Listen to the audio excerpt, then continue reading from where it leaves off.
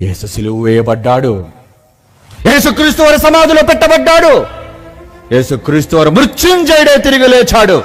ఇదే సువార్త.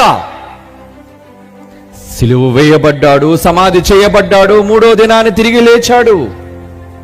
క్రీస్తు సిలువ వేయబడి తిరిగి లేచాడు, పునరుద్ధానుడయ్యాడు. అదే మీరు ప్రకటించవలసిన సువార్త. అదే మీ విశ్వాసం, నా విశ్వాసం. ప్రకటిద్దామండి.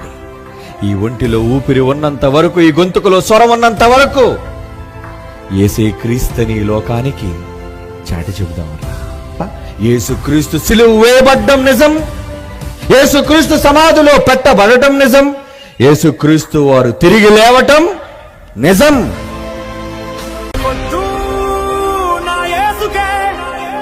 రుధిరం కాచి క్షమనందించిన రక్షకుడు, జయ కొట్టు నా క్రీస్తుకే, మరణం గెలిచి స్వర్గం చేరిన ద్వితీయుడు, జయ కొట్టు నా యేసన్నకే, భూమి నుండి స్వర్గానికి చేర్చే మార్గమితడు, జయ కొట్టు నా హోసన్నకే, మరణించాక నిన్ను సమాధి నుండి లేపుతాడు, భూలోకపు పాపము నిషేధించాడు సాహసంగా, తన రుధిరమే నిలిచెను పాపము గడిగే ఆయుధంగా, శతపదములు కలిసిన పొగడలేని ఘన చరిత తనదే, కాలాలకు స్థిరపడు సరిపడు అగణిత కీర్తి తనదే.